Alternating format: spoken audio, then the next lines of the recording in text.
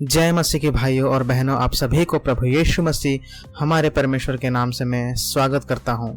दोस्तों, आज का विषय है मसीही पंथ और मसीही लोगों में डिफरेंस, विभाजित चर्च यानी अलग अलग कलीसियां क्यों हैं।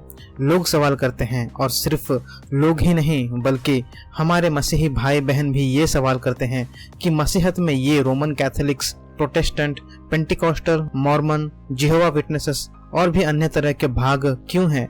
क्या ये सारे सही कलीसियां हैं या ये सब एक कल्ट है, पंथ है मसीही विश्वास के। क्या मसीही विश्वास, क्या क्रिश्चियनिटी में भी दूसरे धर्मों की तरह अलग अलग पंथ और विश्वास हैं? ये सवाल को मैंने कई बार हमारे कमेंट सेक्शन में या दूसरे वीडियोस के कमेंट सेक्शन में काफ़ी बार देखा है।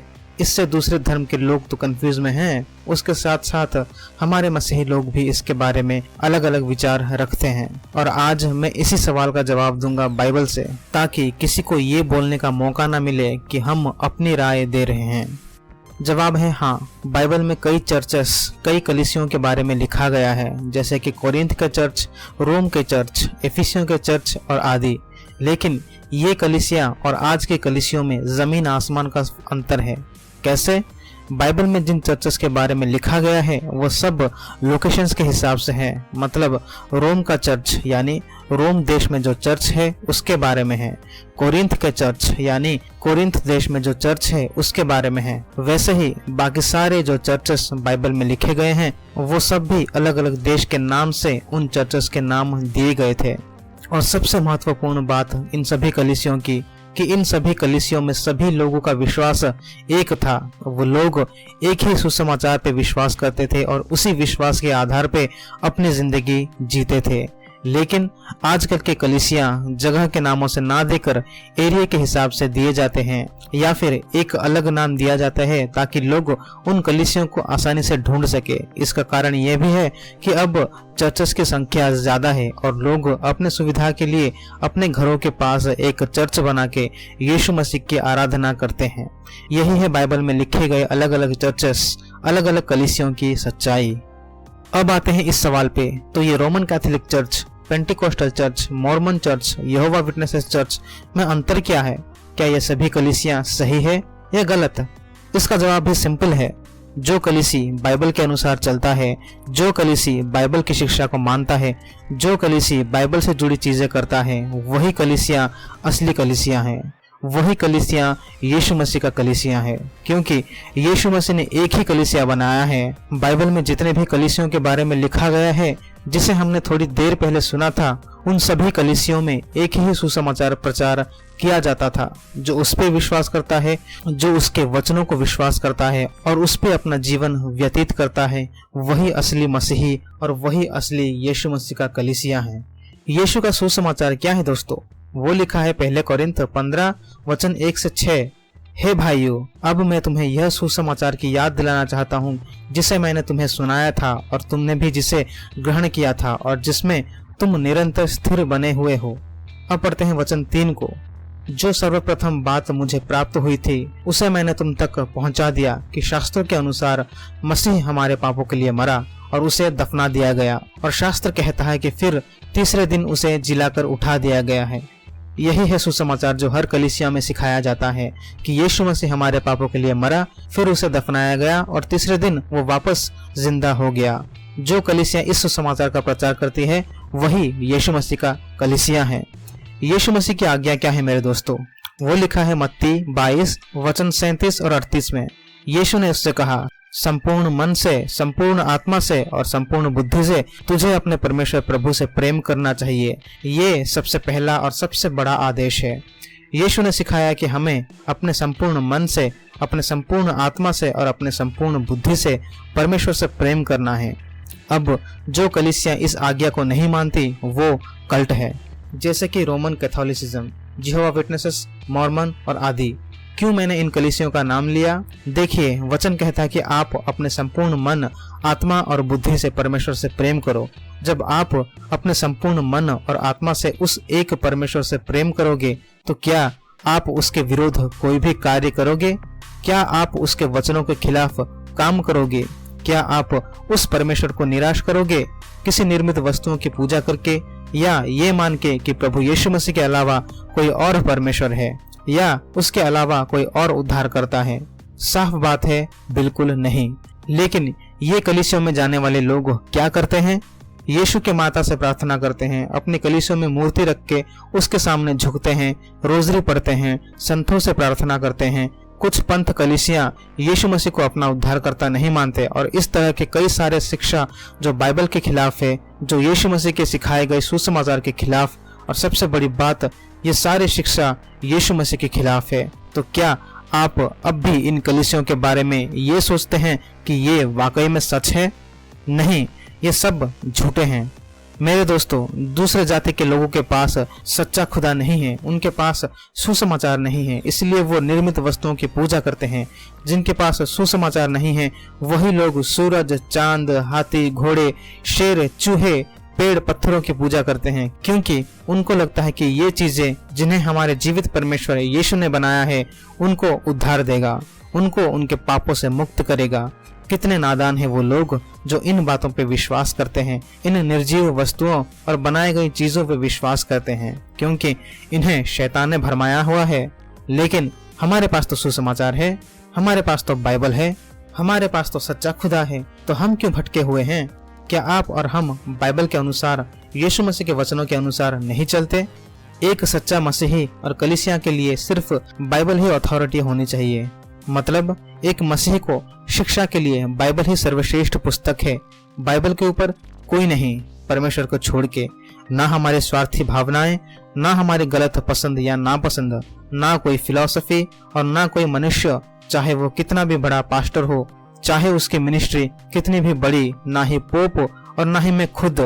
अगर हम में से कोई भी बाइबल के खिलाफ प्रचार करता है तो हम सीधे तौर से गलत हैं।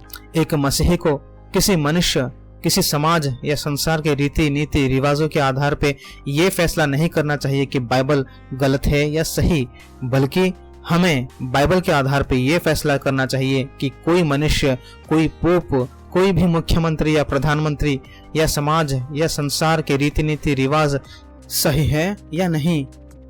और ये चीज कोई नई बात नहीं कि आज के लोग पोप, मेरी, एंजल्स या किसी अन्य चीजों पर विश्वास करने लगे हैं। ये चीजें तो 2000 साल पहले से ही शुरू हो गई थी। देखिए, लिखा है पहले कोरिन्थ 1:10-17, हे भाइयों, हमारे प्रभु यीशु मसीह के नाम से मेरी तुमसे प्रार्थना है कि तुम में कोई मतभेद ना हो, तुम सब एक साथ जुटे रहो और तुम्हारा चिंतन और लक्ष्य एक ही हो।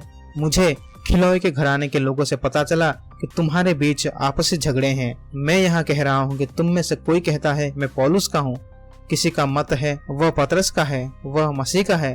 क्या मसीह बट गया है? पौलुस तो तुम्हारे लिए क्रूस पर नहीं चढ़ा, तुम्हें पौलुस के नाम का बपतिस्मा तो नहीं दिया गया। बताओ, क्या दिया गया था? जो लोग पोप को मानते हैं, जो लोग मरियम को मानते हैं, जो लोग एंजल्स को मानते हैं, जो लोग पौलुस को मानते हैं, पौलुस ने खुद कहा, मैं तुम्हें उद्धार नहीं दे सकता। पोप ने आपके लिए क्रूस पे नहीं चढ़ा, मरियम ने आपके लिए क्रूस पे नहीं चढ़ा, या कोई भी आपके लिए, आपके पापों के लिए क्रूस पे नहीं चढ़ा और फिर तीसरे दिन जी उठा। जो कई लोग इन सभी को डिफेंड करने में लगे हुए हैं और इनमें अपना उद्धार ढूंढते रहते हैं। अगर आप यीशु मसीह को परमेश्वर मानते हो, अगर आप ये विश्वास करते हो कि सिर्फ यीशु मसीह ही एक लौता उद्धार करता है जो आपको आपके पाप के गड्ढे में से आपको बाहर खींच सकता है, क्योंकि वही एक निष्पाप है, तो क्यों मसीह को बांट रहे हो मेरे प्यारे भाइयों और बहनों?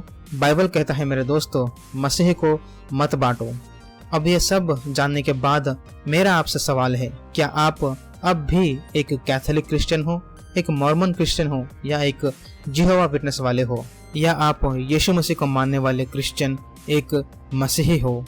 ये वीडियो बनाने का मकसद है दोस्तों, क्योंकि मैंने खुद कई कमेंट्स में देखा है और बहुत दुख होता है जब एक इंसान खुद को मसीही कहता है, वो यीशु मसीह को डिफेंड करने के बजाय, बाइबल को डिफेंड करने के बजाय, बाइबल में बताए गए नियमों को मानने के बजाय पास्टर्स, कल्ट कलीसियों और अपने रीति रिवाजों को डिफेंड करने में लगे हुए हैं।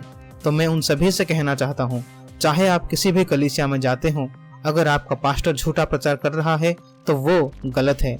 अगर आपके बड़े झूठे प्रचार कर रहे हैं तो वो गलत है। यहाँ तक कि अगर पोप बाइबल के खिलाफ प्रचार करता है तो वो गलत है।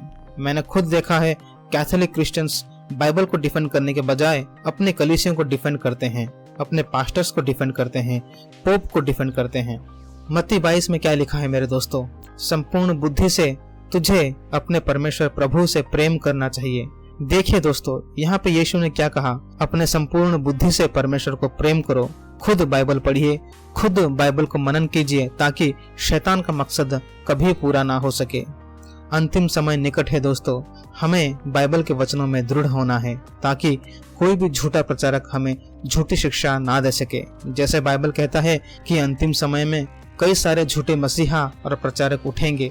जो कोई अपने आप को ये कहता है मैं एक कैथोलिक क्रिश्चियन हूँ, मैं एक पेंटिकॉस्टल क्रिश्चियन हूँ, मैं एक जिहोवा विटनेसेस क्रिश्चियन हूँ, क्या आपको पता है कि यीशु मसीह को कितना दुख हो रहा होगा? हमारे परमेश्वर को कितना दुख हो रहा होगा?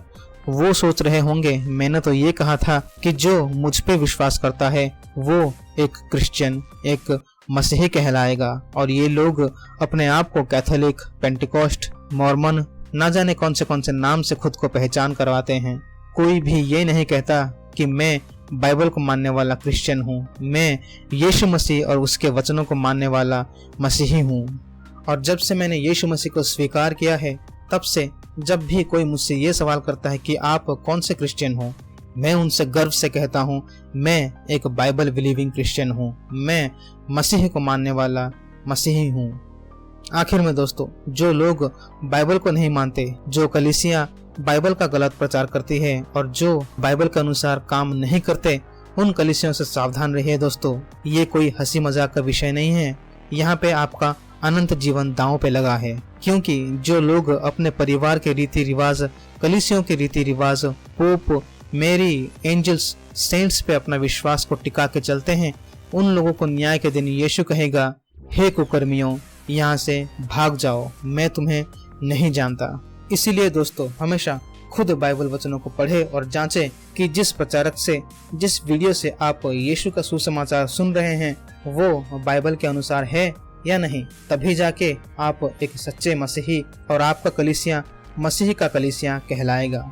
आज के लिए बस इतना ही दोस्तों। सतर्क रहिए, बाइबल के वचनों को मनन करें, क्योंकि यही वचन आपके और आपके चाहने वालों की रक्षा करेगा। प्रभु यीशु मसीह आप सभी को आशीष दे। आमीन।